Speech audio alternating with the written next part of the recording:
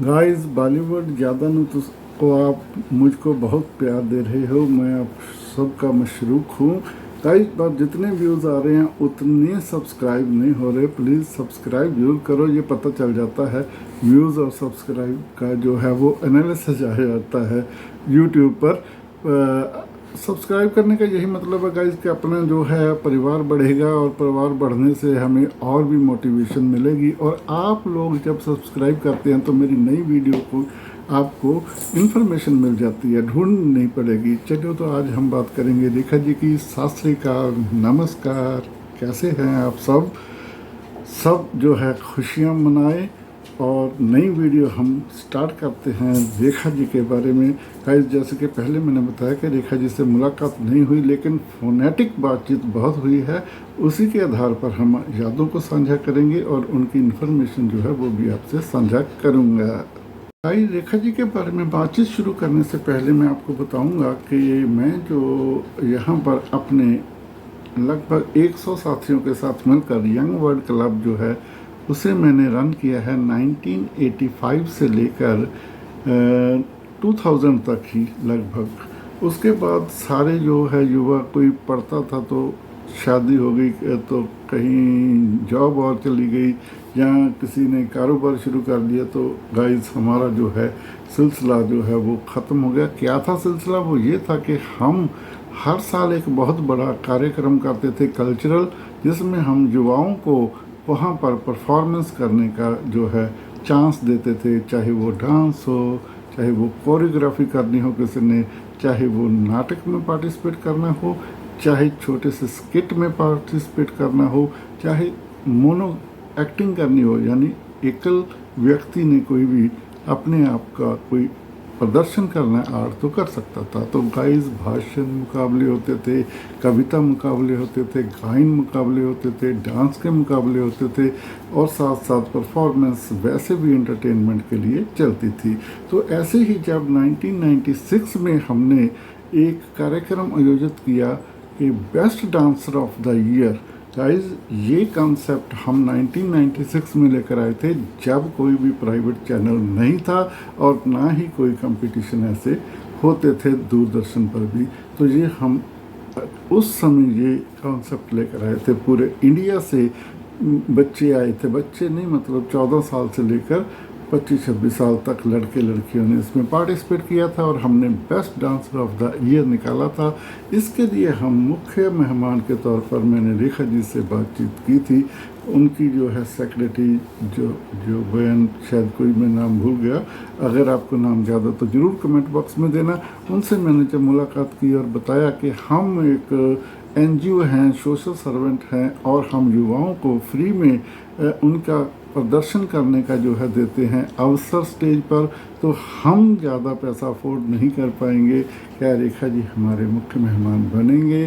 तो उन्होंने जी मेरी रेखा जी के साथ ही डायरेक्ट मुलाकात करा दी। पहले उनसे बातचीत की, 1-2 दिन बाद उन्होंने रेखा जी से बातचीत करा दी। तो रेखा जी ने मेरे से सारी जानकारी ली कि क्या क्या करते हैं आप, युवाओं के लिए क्या करते हैं। तो मैंने बताया कि हम उनको रिहर्सल कराते हैं, प्रैक्टिस कराते हैं, उनको फ्री में जो है हम सभी प्रोवाइड कराते हैं जो उनको चाहिए।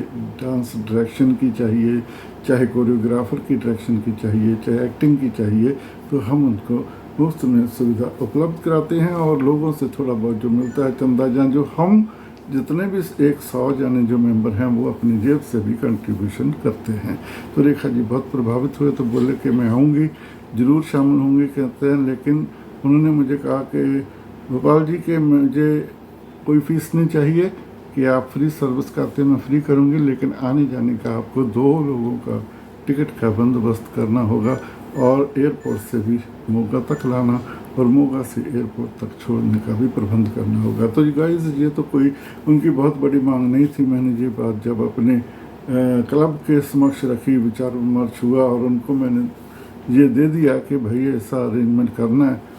सोचते रहे yes no yes no yes no करते करते अंत में वो प्रबंध नहीं कर पाए, तो मुझे रेखा जी से सॉरी करना पड़ा। लेकिन गाइस उस प्रोग्राम में पंजाब भर के सभी गायक, चाहे वो कोई भी था उस टाइम, मतलब जो लोकप्रिय गायक था पंजाबी का, सभी पहुंचे थे। और पंजाबी आर्टिस्ट गुग्गू गिल भी पहुंचे थे और बहुत सारी और भी उस टाइम की साइड हीरोइन और को बहुत पहुंचे थे उस कार्यक्रम में। यानी कलाकार जो नामी थे बहुत आ गए, लेकिन रेखा जी जो नहीं आ पाए थे।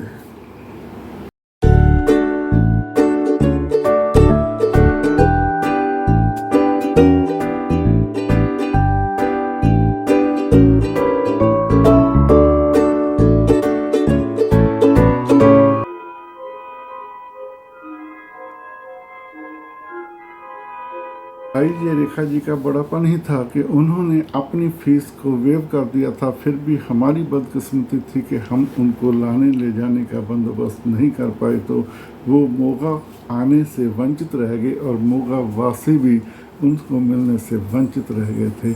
अब हम उनकी बात करते हैं कैरियर की। गाइस, रेखा जी जो हैं वो साउथ इंडियन से हैं और वो साउथ इंडियन के मशहूर कलाकार जैमिनी गणेशन जी की बेटी हैं।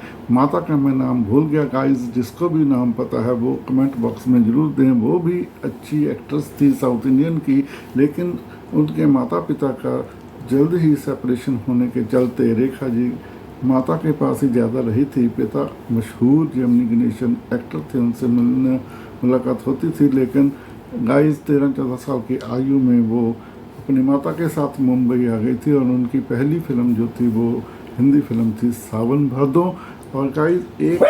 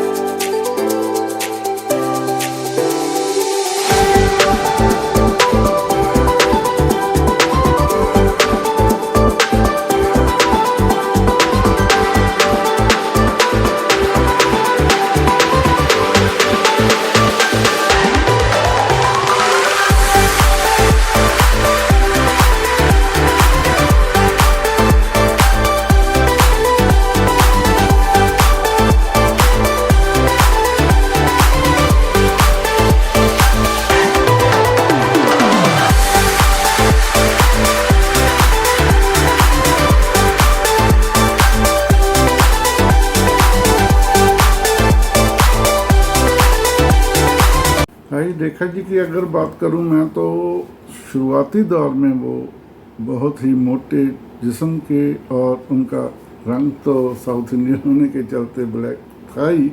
वो अच्छी सूरत जहाँ ज़्यादा मतलब खूबसूरत नहीं थे, लेकिन जैसे जैसे उनकी जो उम्र है आगे बढ़ने लगी, उन्होंने एक्सरसाइज की या जो भी किया, तो वो उनकी खूबसूरती जो है दिन ब दिन जो है वो निखरती गई।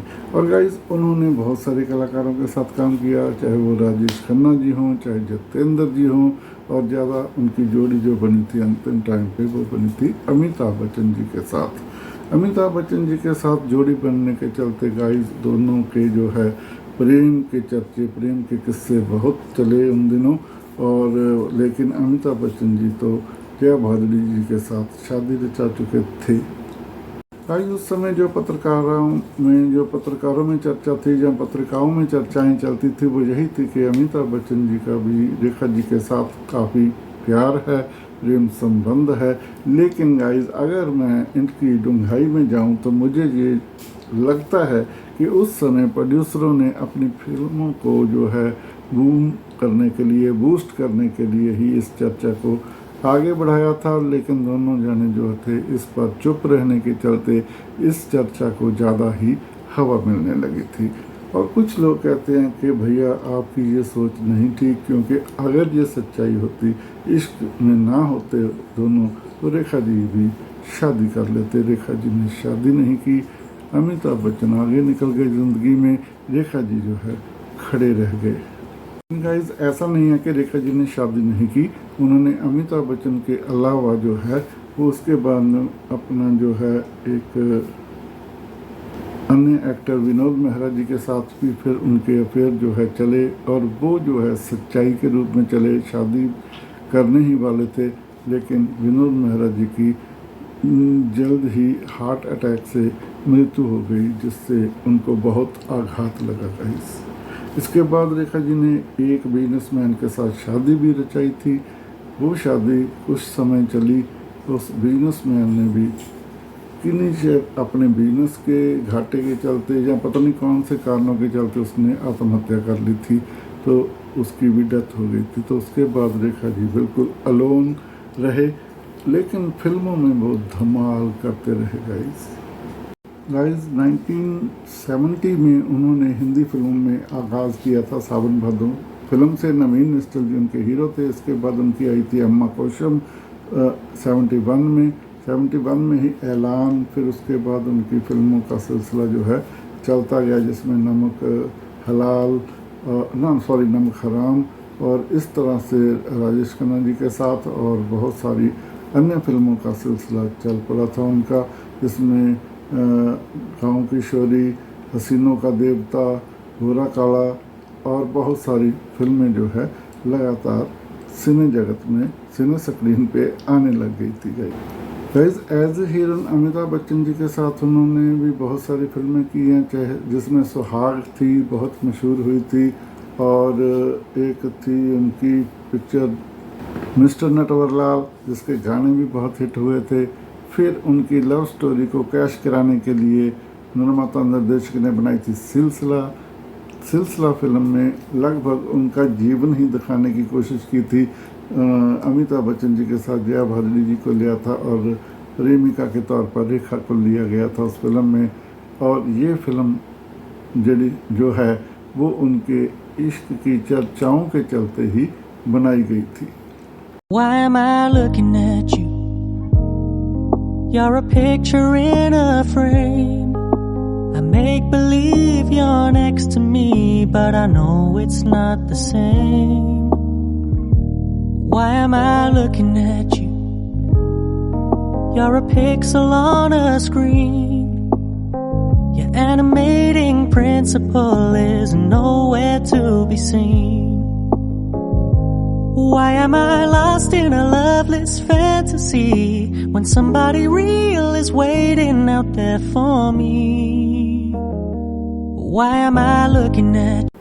धीरे धीरे गाइस अमिताभ बच्चन जी ने चाहे घरेलू कारणों के कारण, चाहे किसी अन्य कारणों के चलते उनसे थोड़ी थोड़ी दूरी बनानी शुरू कर दी थी। तो रेखा जी ने सेकंड पारी में भी बहुत धमाल किया। सेकंड पारी एज ए हीरोइन ही उन्होंने जो की थी वो की थी खून भरी मांग से स्टार्टिंग, जिसमें एक अगली चेहरे वाली महिला जो है वो कैसे कॉस्मेटिक के चलते अपने आप को सुंदर बनाती है, फिर उसी ही अपने पति जिसने ठुकराया था उसी को ही अपने पीछे लगाना, चाहे जैसा भी कह लो। ऐसी स्टोरी थी, बहुत बड़ी सुंदर स्टोरी थी। खून भरी मांग के बाद फिर उन्होंने बहुत सारी फिल्में ऐसी की जो लगभग स्त्री प्रधान फिल्में थी।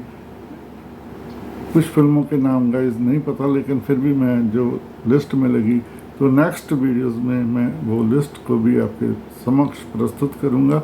बहुत सारी फिल्मों को आप जानते ही हैं, आपने बहुत सारी उनकी फिल्में देखी ही होंगी।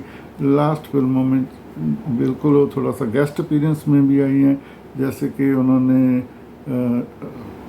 एक फिल्म थी गाइस अपने फिरोज़ खान की, उस फिल्म में उन्होंने केवल अपना एक डांस आइटम सॉन्ग ही दिया था। और इसके अलावा वो लास्ट में अक्षय कुमार के साथ भी आई थी एक फिल्म में, शायद वो था खिलाड़ियों का खिलाड़ी फिल्म थी। उस फिल्म में भी वो अक्षय कुमार के साथ अपने उन्होंने बहुत सारे रोमांटिक सीन दिए थे। अपने से छोटा है बेशक वो, लेकिन उन्होंने उसके साथ भी काम किया। रेखा जी आज भी अपने आप को मेंटेन करके रखते हैं। आज भी अगर गाइस उनका तो आप देखें लुक तो आपको नहीं लगेगा कि वो 70 से ऊपर हो चुकी हैं। आज भी उनका वही शाइन, वही ग्लो, वही शान शौकत है। और गाइस पीछे जो वो टेलीविज़न में एक कार्यक्रम में आई थी जो शायद चलता है सोनी टीवी पे, गानों का जो कंपटीशन होता है, इंडियाज़ शायद बेस्ट सिंगर, कुछ ऐसा ही एक कार्यक्रम है। उस कार्यक्रम में इंडियन आइडल है शायद, हाँ जी। तो ऐसे कार्यक्रम में वो प्रस्तुत हुई थी, तो उनकी वही ग्लो, वही शान नहीं लगते थे कि वो अब ढलती उम्र में पहुंच चुके हैं। तो गाइस ऐसे था रेखा जी के साथ जो मेरी संबंध, जो उनकी यादें हैं, वो यादों को मैंने आपके साथ साझा किया।